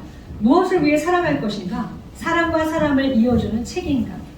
대지와 대지의 모든 생명들을 이어주는 사람과 그 역할을 위해 살아갈 것이다. 라는 구절이 있었고요. 근데 이제 여기서 이제 요 책임감 얘기하면서 지인 중에 기요메라는 사람을 얘기합니다. 비행사로서 경험한 일을 담은 자기 글인데요. 자기 선배로서 기요메라는 사람이 있었는데, 기요메가 굉장히 험악한 산에서 조난당합니다. 그리고 폭풍이 휘몰아치고 눈보라 속에서 이 사람은 살아날 수 없는 상황이었는데 기요메가 살아나요. 5일 밤낮을 걸어요. 걷는 동안에 자지 않고 걸어야 돼요. 물도 없어요. 아무것도 준비된 건 없습니다. 조난에 준비된 거 없이 비행기 추락으로 5일 밤낮을 걸으면서 이 사람이 생각한 거는 오로지 하나예요. 지금 이 폭풍 속에서 죽으면 내 아내가 사망보험금도 못 받아요. 왜냐하면 실종자로 되기 때문에. 실종자로 되면 한 4년 뒤에야 사망보험금을 받을 수 있대요. 그래서 내가 시체가 발견되더라도 어딘가 보여질 수 있는 저 끝에 올라가서 저기서 죽어야지 내 아내가 사망보험금을 받는다. 이런 생각하에 5일 밤낮을 걸어서 어쨌든 구조됩니다. 일주일 정도 만에 구조됩니다. 그러니까 두 가지가 있었는데 하나는 부인에 대한 어떤 책임감이 있었고 또 하나는 나를 아끼는 친구들이 나에 대해서 지금 걱정하고 있을 텐데 나에 대해서 분명히 살아남아 주리라는 것을 믿고 있을 것이다. 난 그 친구들의 믿음에 배반하면 안 된다. 그래서 그 책임감, 그러니까 부인과 친구들에 대한 책임감으로 기요메가 폭풍 속에서 겨울에 눈폭풍 속에서 산에서 살아나 돌아옵니다. 그런 얘기를 하면서 기요메 얘기 또 그 밖에 메르모즈 그가 알던 정원사 여러 사람들 얘기를 펼치면서 어떻게 살아야 될지를 여기서 제가 느꼈습니다. 인간에 대해 나온 부분 두 부분 더 소개하겠습니다. 친한 사람은 아닌 것 같아요. 어떤 정원사 얘기를 해줘요. 잠깐 합니다. 근데 저한테는 꽂혔어요. 이 정원사 얘기 들려드리고 싶어요. 이 정원사가 죽어가고 있었는데요. 나도 땅을 파는 것이 괴로울 때가 있었습니다. 내 다리가 관절염으로 결릴 때면 이놈의 종살이를 저주했지요. 그런데 지금은 괭이질을 했으면 땅을 팠으면 하는 생각이 드는군요. 괭이질이 얼마나 기분 좋은 일인지 모르거든요. 땅을 팔 때는 마음이 더없이 편안하거든요. 내가 아니면 누가 이 나무들을 가꾸어 주겠습니까? 지금 분명히 고용된 정원사예요. 근데 이 정원사는 죽어가면서도 자기 정원에 나무들, 자기가 가꾸어줬던 나무들에 대한 책임감을 의식하고 있어요. 여기에 생데쥐페리가 감동합니다. 그리고 이 정원사에 대해 생데쥐페리가 이렇게 평가해요.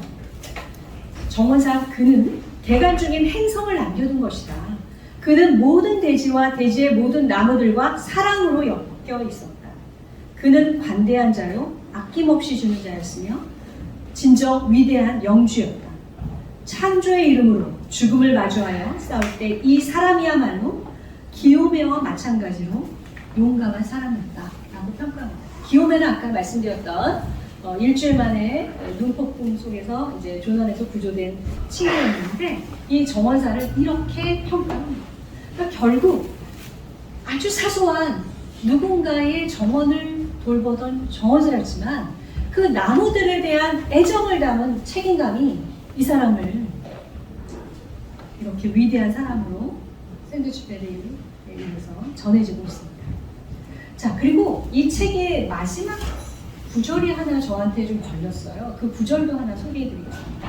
그러니까 이 인간에 대해서는 읽기가 좀 어렵습니다. 왜냐하면 중요 인물이 쭉 나오는 것도 아니고 사건도 굉장히 다양해서 흩어져 있어요. 읽을 때 굉장히 집중력을 요하는데 마지막 페이지에 갑자기 이런 얘기가 나와요.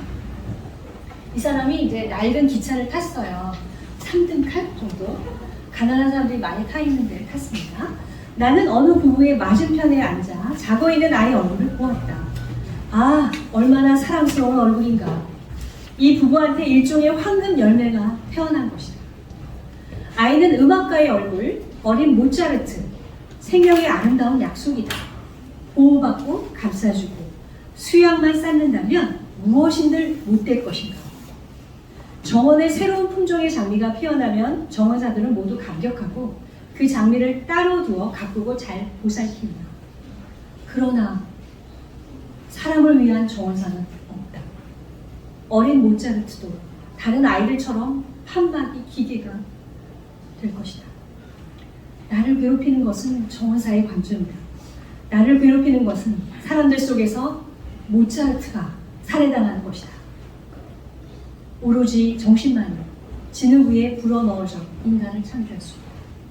저는 이 대목에서 무척 큰 충격을 받았습니다. 그러니까 맥락 없이 이 사람이 기차에서 만난 아주 허름하고 낡은 부부 틈에 고운 아이가 된 거죠. 그 아이는 정말 무엇이든 될 수 있고 모차르트도 될 수 있을 것 같은데 과연 이 아이가 모차르트가 될 수 있을까? 얘를 그렇게 돌봐줄 정원사가 없잖아. 얘도 결국 한 방의 기계에 찍힐 거야. 얘도 결국은 수험 생활에 또는 뭐 노동자 계급에 맞는 어떤 환경 속에서 결국 자기 아버지와 같은 노동자? 그건 이제 제 상상입니다. 우리 한국이라면 이러겠죠. 얘도 마찬가지로 우리 한국의 입시 교육에 시달려서 결국은 고3, 제가 이제 고3 제 친척들이 이번에 추석 때 못 오더라고요. 학원 가야 된다고 못 오더라고요. 그런 걸 보면서 너무 안타까웠어요. 똑같구나. 고3 겪을 거고 또 대학생 와서 대학 와서 또 취업 시달릴 거고 취업에 또 이리저리 원서 내다가 좌절할 거고 그러다가 겨우 눈 다쳐서 어딘가에 들어갈 거고 또 겨우 또 집 살려고 또 돈 모을 거고 그런 모습이 쫙 그려지는 거죠. 우리 아이들 보면 그렇습니다.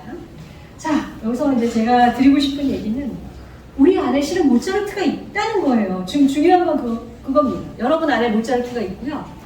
여러분들이 사람을 키우는 정원사를 만나지 못해서 그 모차르트가 살해당하거나 아니면 억눌려 있을 수 있어요. 그렇다면 이제 우리가 해야 할 일은 뭘까요? 이 대목에서 저의 삶의 의미를 찾았습니다. 사람을 위한 정원사가 돼야 합니다. 누군가 그가 가진 자질, 그가 될 수 있는 무엇, 그것을 위해서 응원해주고 용기를 줘요. 근데 사실 제가 이렇게 제 삶의 의미를 여기에 둘 수 있었던 거는 제 선생님이 몇 년 전에 돌아가셨는데 선생님이 돌아가신 이후 이제 추모집을 쓰면서 제가 에세이를 쓰게 됐어요. 선생님에 대한 에세이를 쓰면서 선생님의 인생을 되돌아보니 선생님이야말로 바로 여기서 말한 사람을 위한 정원사로서의 삶을 사신 거였어요. 그래서 사람을 위한 정원사로서의 선생님을 두었다라는 생각이 들었고 이제 제가 선생님의 위치에 서 있으니 제가 만나는 이웃들, 친구들, 또 제자들, 또 나의 가족들, 어려움에 처한 누구라도 할 수 있다면 나는 사람을 위한 정원사가 돼야 되지 않는가. 그러기 위해서 내가 책을 읽은 것이고 공부를 한 것이 아닌가 이런 생각을 하게 됐습니다. 그래서 제가 저의 의미 찾기 과정을 보여드렸어요. 저는 책을 읽었죠. 예. 책을 읽고 글을 썼습니다. 예, 글을 썼습니다.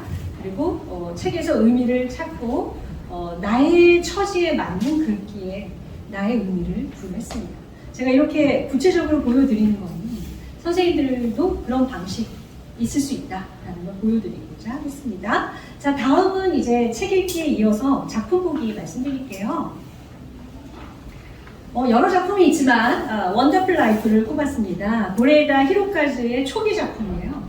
고레에다 히로카즈 여러분 어느 가족 이걸로 많이 유명해서 보셨을 것 같아요. 그리고 베이비 박스 가지고도 영화를 만들었죠. 한국 배우들하고 1999년도에 만들었는데요. 이 사람은 자기가 대본 씁니다. 그리고 편집 촬영도 다 자기가 하는데 이 작품 작업이 재밌어요. 600여 명 사람들을 찾아가서 인터뷰한 거예요. 길에 찾아가서. 그리고 딱 하나의 질문을 했습니다. 인생에서 단 한 가지 기억을 선택하면 뭘 선택하시겠어요? 라고 묻죠. 선생님들께 여쭙겠습니다. 저 끝에 계신 선생님, 네, 상가에 계신 선생님, 안녕하세요. 예, 선생님도 해주세요. 예. 네. 저는 저희 그 첫째 아이가 병원에서 거의 죽어가는 그런 순간이었는데 이거 수술을 하다가 수술을 3번을 했었어요. 그런데 오늘을 레지던트 그분이 잘 모르는 상태에서 그냥 먹이라고 했는데 딱 먹이면 숨이 멎어버리는 거예요. 그래서 남편이 저를 끌고 이제 막 밖으로 이제 나가서 죽었다고 생각하니까 그랬는데 정말 그 병동을 다 막 난리가 나가지고 막 이모를 시키고 막 이래가지고는 한 1분 지나니까 우는 소리가 딱 들리는 거예요. 그 순간에 항상 내 마음에 남아있어요. 그래서 아이를 사랑합니다. 가장 큰 절망과 가장 큰 기쁨을 함께 누리셨네요. 예, 정말 하나의 경험의 가치가 있습니다. 네, 감사합니다. 네, 뒤에 계신 선생님, 단 하나의 경험 뽑아주세요. 근데 꼭 하나만 할 필요는 없을 것 같은데 그래도 지금 떠오르는 하나의 경험을 얘기해 주시겠습니까? 네, 선생님. 네. 안녕하세요. 예. 전 어머님하고 작년 가을에 일본 여행을 두 번을 왔었는데 이번 추석 때도 그때가 가장 좋았다고 얘기를 하시더라고요. 그래서 그냥 보니까 저게 가장 큰 사진이 또 나이 드신 분이 계셔서 갑자기 그때가 지금 떠오르더라고요.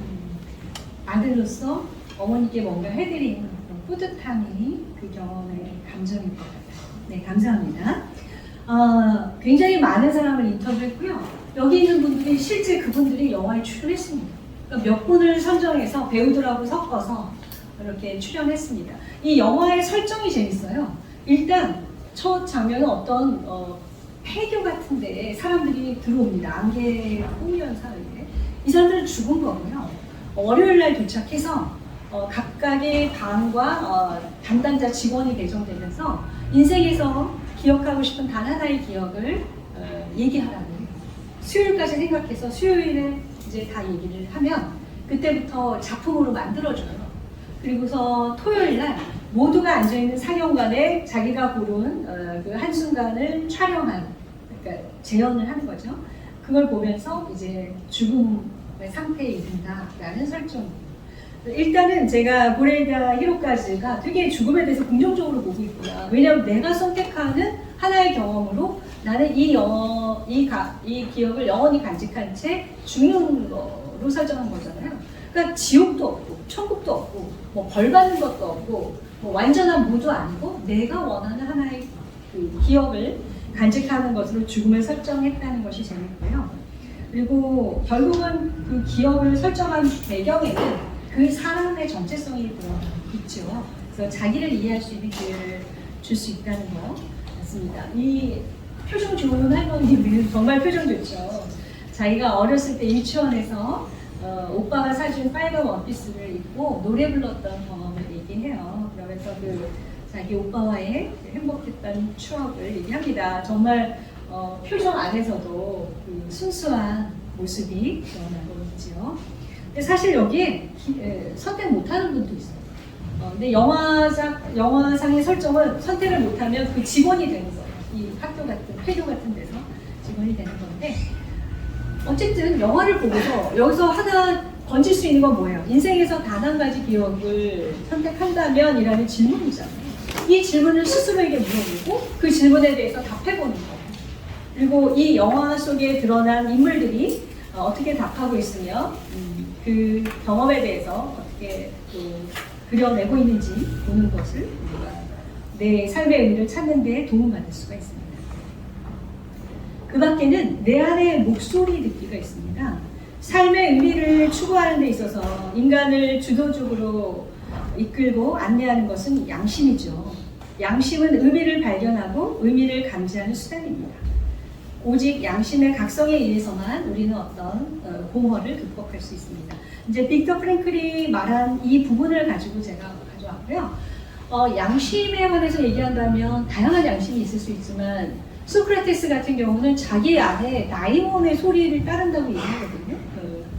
그런 양심도 있을 수 있겠고요. 아주 갈등의 상황에서 여러분들이 양심의 소리에 따라 무언가를 한다면 그것이 여러분들의 어떤 가치를 드러내는 것이 아닌가라는 생각을 했습니다. 자, 여기 지금 제가 어떤 한 시를 들려드릴 건데요. 일단 들려드리는 걸 먼저 해볼까요? 먼저 상황을 얘기할게요. 제가 탈북민들에게 10회에 걸쳐서 강연을 한 적이 있어요. 탈북민들의 집단 마음 돌봄 상담을 했습니다. 근데 그 중에 한 분이 헤드폰을 끼고 계셨어요. 그분은 한국에 온 다음에 5번이나 뇌수술을 해서 정상적인 상태가 아닌 거예요. 뇌가. 늘 소음이 들리는지 헤드폰으로 뭔가 그래야지만 일상생활을 할 수 있다고 그랬어요. 그러니 그분하고 제가 이름도 서로 나눠본 적이 없죠. 그냥 그분은 그분 엄마랑 같이 앉아 있을 뿐이었어요. 그리고 나머지 활동을 하고 있었는데 한 5회차 수업 때였어요. 제가 어떤 시 하나를 주고 시 감상을 나누고 잠시 쉬는 시간 5분을 드렸는데 그분이 뭔가 열심히 쓰시는 거예요. 또 뭘 쓰시나 하고서 봤더니 시를 쓰셨어요. 제 눈에는 시로 보였어요. 또 너무 좋아가지고 제가 그 시를 이렇게 제 목소리로 한번 영상으로 만들어 봤어요. 그래서 이걸 한번 봐주시기 바랍니다. 중년 여성이고요. 예. 잘 나와야 돼요.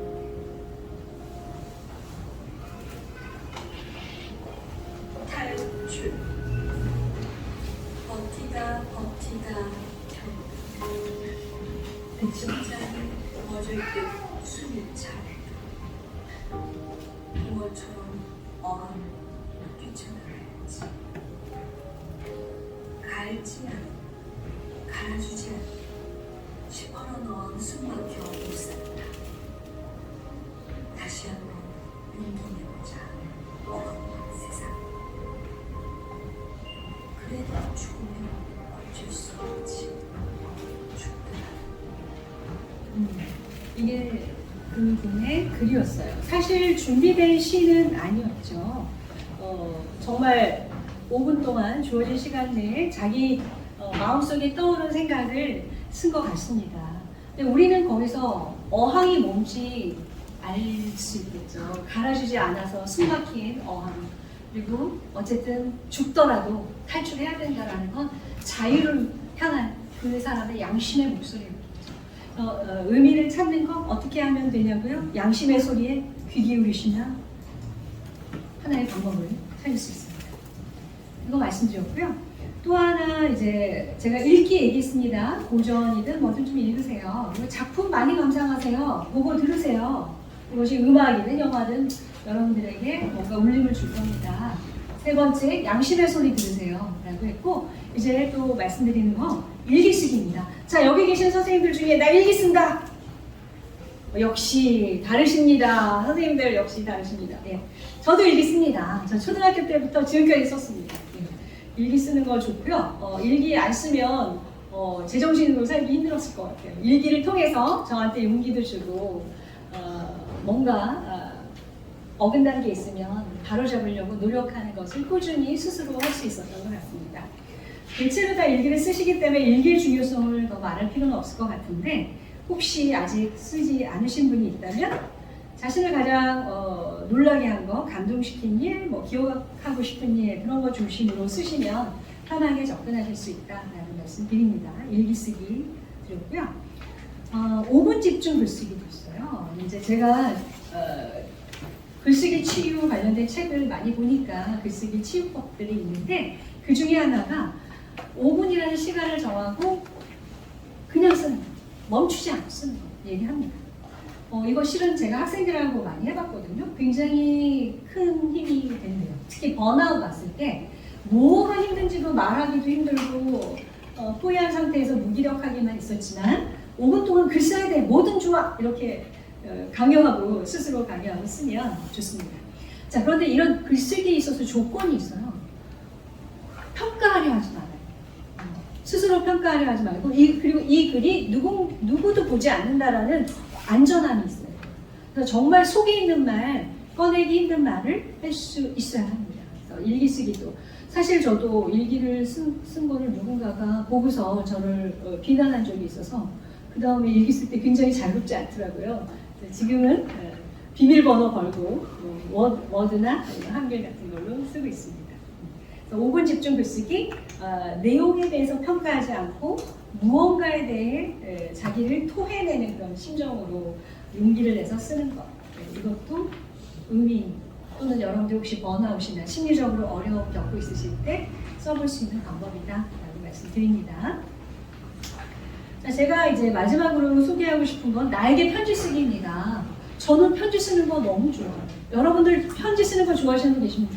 나 편지 쓴다. 편지 쓴다. 한 번? 예, 편지 쓴다. 이메일도 편지입니다. 예, 저는 저의 시부모님께 편지 쓰는 걸 아주 좋아합니다. 저를 더 좋은 사람으로 만드는 것 같아요. 답장을 주시지는 않는데 편지를 쓰면 일기 쓸 때하고 또 다릅니다. 일기는 나를 대상으로 해서 쓰는 거잖아요. 근데 편지는 또 내가 좋아하는 대상을 염두하고 그 대상의 마음에 들어가서 또 나를 바라보지 않습니까?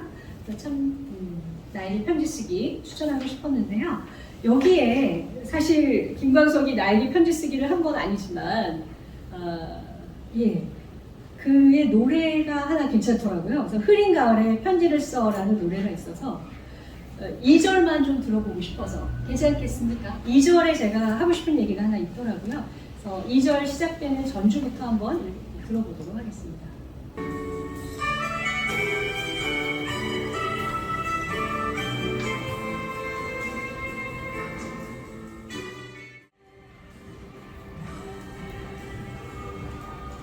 제가 이 부분을 자세히 보여드린 이유는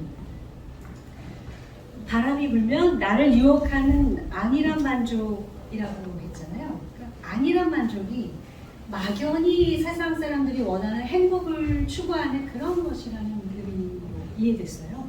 그래서 안일한 만족이 펼쳐질까? 남들이 원하는 그런 행복을 추구하는 것을 넘어서서 허위를 벗어버리고 책을 덮고, 이때 책은 나를 성찰하는 책이 아니라 세상 사람들이 원하는 성공하는 그런 책일 것 같아요. 그런 책을 접어놓으며 창문을 열고 이제 나 안에 갇히는 게 아니라 세상을 보고 싶은 거죠. 그리고 잊혀져간 꿈들을 다시 만나보고 편지를 쓰는 거죠. 아까 제가 우리 안에 있는 모차르트, 내 안에 어떤 모차르트가 지금 있을까, 얼마나 억눌렸을까, 얼마나 아팠을까 하면서 내 안에 모차르트를 다시 만나는 그런 편지를 써보는 그런 활동이 여러분들에게 의미 찾는 데 도움을 주지 않을까 라는 생각해서 이 곡을 선정했고요. 바라기는 제가 노래 연습 열심히 해가지고 여기서 불러보고 싶었는데 그냥 유튜브로 대신했습니다. 자, 그 다음에 여기까지 제가 준비한 내용이고요. 참고문헌 보여드리도록 하겠습니다. 책은 좀 많이 참고했습니다. 일단 저의 책에 있었고요. 프랭클 원전들 좀 많이 담았고, 영화 이런 것들 담았고, 그 밖에 재미난 책들도 있어서 의미 수업, 나를 위로하는 글쓰기 이런 책들을 참고했습니다. 감사합니다. 감사합니다. 질문 받겠습니다. 질문 없으시면 오늘 이제 제가 드린 거 고전 읽기, 그리고 뭐가 있었죠? 작품 보기, 그리고 양심의 소리 듣기, 일기 쓰기, 5분 집중 글쓰기, 나에게 편지 쓰기. 제가 6개 알려드렸어요. 이 중에 한두 가지라도 해보시면서 여러분들의 삶의 의미 찾는데 도움이 되겠습니다. 질문 정말 없으세요? 저 질문 안 받으면 저 안 끝내는 거예요. 저 수업 중에도 질문 2명 받고 끝냅니다. 오늘도 2분 질문 받고 마치도록 하겠습니다. 피드백도 좋습니다. 예, 안녕하세요. 안녕하세요. 네. 일단 정말 잘 들었고요. 삶의 의미를 찾으시고 나서 바쁘시지는 않으셨는지. 네. 네. 지금 제가 저의 삶의 의미 찾아가는 과정을 보여드려서 질문이 제가 삶의 의미를 찾은 다음에 바뀐 것이 있느냐라고 물으셨죠. 한 가지 추가로 얘기를 드리자면 우리 인생에서 삶의 의미가 하나일 필요가 없는 거예요. 여러 개가 있을 수 있죠. 제가 정원사로서의 삶의 의미 찾는 과정을 보여드리는 거고, 그렇게 해서 바뀐 거 학생들을 더 사랑하게 되고요. 제가 하는 일이 고되고 박봉이고 힘들고 막 그럼에도 불구하고 저는 이 일 자체에 큰 가치를 부여하고 감사한 일을 하고 있습니다. 내 일은 더 애정을 가지고 책임감을 가지고 하고 있다. 그러니까 제가 교수가 된 지가 18년 좀 됐어요. 17년, 18년. 그리고 강사 시절까지 하면 거의 30년 강의를 하고 있어요. 내년이 되면 강사 때부터 30년이 됐는데, 근데 한 번도 안식년이라는 거 없이 한 학기도 쉬어본 적이 없어요. 그리고 수업은 굉장히 많아요. 저의 위치가 그렇습니다. 그러니까 제가 좀 좋은 위치가 아니라서 수업은 많고, 또 거기다가 또 부과되는 일도 되게 많습니다. 보직도 맡아야 되고 일도 되게 많고 또 제가 개인적 관심이 많아서 연구 평론도 하고 글도 쓰고 책도 내고 뭐 이런 식의 굉장히 많은 일을 함에도 불구하고 학생들과 만나는 것이 나에게 사람을 키우는 정원사의 밭이다라고 생각하고 있어서 감사해요. 힘들어도 힘들지 않은 것처럼 느껴지는 생각을 하고 있습니다. 질문에 답해주실까요? 감사합니다. 예, 한 분 피드백도 좋습니다. 피드백 또는 질문, 나는 이렇게 의미 찾았다라고 제가 소개해드리지 않은 방법 또 하나 추천해 주셔도 좋습니다. 제가 질문 안 나오면 안 끝납니다. 저는 네, 선생님. 요즘 70대 중반에 읽으셨는지 모르지만 가족이 주고에 나온 얘기인데요. 한수산 씨가 70 중반을 넘었으면서 후반에 들어서면서 하루하루 자기 몸이 부서져 내리는 거에 대해서 절망하고 그다음에 모래시계에서 모래가 스르르 빠져나가서 나갑니다. 이런 느낌이 나는데 그거에 대해서 저는 굉장히 공감을 하는 상태인데요.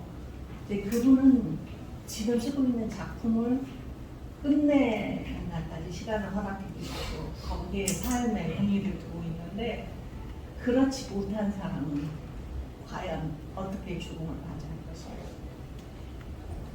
선생님 너무 감사합니다. 제 주변에도 이거를 꼭 이뤄야 돼 라고 하는 분은 정말 그걸 이루시기까지 버티시더라고요. 놀라요. 이루고 나서. 예, 이루고 나서 이제 삶이 평안해질 거라고 생각을 했는데 그 순간에 이제 건강상의 문제, 아까 처음 작품에 나오는 인간처럼 건강상의 문제가 나올 때 진짜 내가 하루하루가 내 몸이 부서지고 있구나.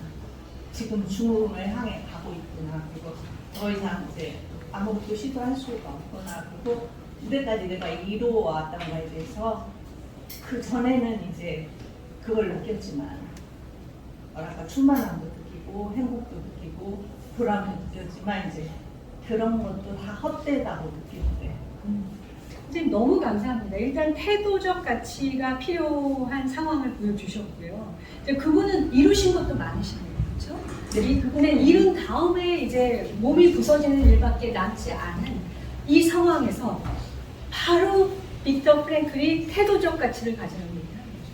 어떤 태도로 내 죽음을 맞이할 건가. 자, 우리 죽음 피할 수 있습니까? 없어요.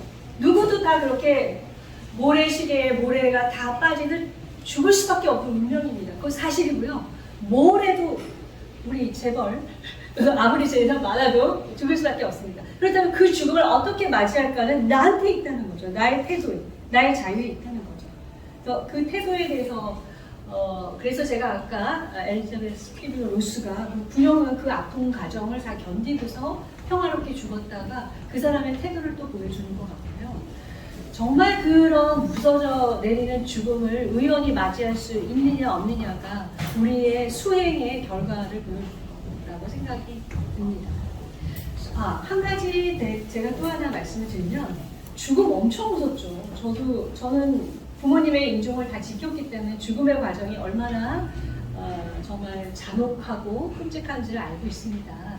근데 한 가지 저한테 기대가 있어요. 임사 체험한 사람들의 많은 경우를 보니까 죽음의 그 순간에 자기의 가족들이 나온다는 얘기들을 옛부터 많이 하더라고요. 그렇다면 난 죽을 수밖에 없는 존재인데 내가 죽음 맞이하는 순간에 나의 이미 이 세상에 없는 가족을 다시 만날 수 있다면 그분들이 날 맞이할 수 있다면 정말 참 좋겠구나. 물론 제가 어떤 종교적 배경을 갖고 얘기하는 건 아니고 그냥 임사 체험자들의 기록을 응용해서 제 희망을 얘기하면 어느 순간에 우리가 다시 만날 수 있다. 이것이 하나의 희망이 되고 있습니다. 저 같은 경우는 그런 고통, 기나긴 고통을 다 견디고 죽음을 맞이할 그 용기와 인내, 끈기 이런 건 없을 것 같고요. 이제 선생님도 보셨겠지만 그 스위스에서 자기가 죽고 싶으면 스위치를 내려서 죽을 수 있는 권리를 주잖아요.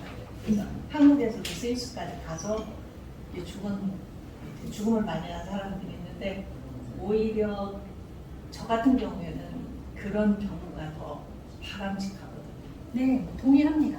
저도 상당히 그러고 싶은 마음도 있는데 아직은 모르겠습니다. 그러니까 그러고 싶은 마음과 또 아니면 끝까지 견디는 마음 두 개가 다 있습니다. 그래서 결론은 내리지는 못했고요. 그리고 그거를 이제 선택사라고 했으면 좋겠다고 그 연출가 제가 봤던 작품의 연출가는 뭐 안락사라고 하기보다는 선택사 자기가 스스로 선택, 본인이 실수를 눌러야 돼. 네, 그럴 수 있죠. 근데 이제 어떤 상황은 그거조차 못하는 상황도 있을 수 있고 아직 모릅니다. 우리가 갑자기 언제 어떻게 될지 스위스에 갈 수 있을 상황이라면 좋은 건데 그러지 못할 수도 있고 갑자기 그런 거 얘기해드리고 싶고요. 저는 이제 죽음이 던진 질문에 어떻게 답할까 해서 그런 종류의 죽음을 긍정적으로 두 편 썼습니다. 로맨갈이라는 작가가 자살을 한 거에 대해서도 부정적으로 쓰지 않았고요. 그리고 영화로도 나왔고요. 스인사이라는 영화로 나온 실존 인물 스페인 사람인데 그 사람의 그 안락사에 대해서도 저도 지지하면서 썼습니다. 그래서 제가 그런 죽음을 비판하거나 거부하는 건 아니고 다양한 종류의 죽음이 있는데 중요한 건 태도다. 내가 이 죽음을 어떤 태도로 내 자유의지로 스위치 누르겠어. 그것도 좋은 태도라고 생각합니다.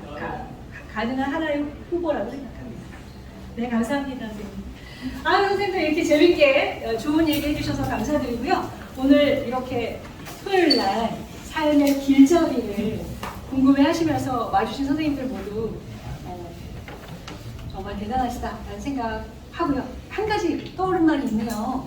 우리가 목마르다는 거는 어딘가 이 세상에 물이라는 게 있다라는 소리다. 우리가 의미에 대해서 이렇게 원하고 삶의 길잡이에 대해서 발급해하고 찾고 있다면 우리는 언젠가 어디서 우리의 그 답을 찾을 수 있으리라 생각합니다. 긴 시간 함께해 주셔서 감사합니다.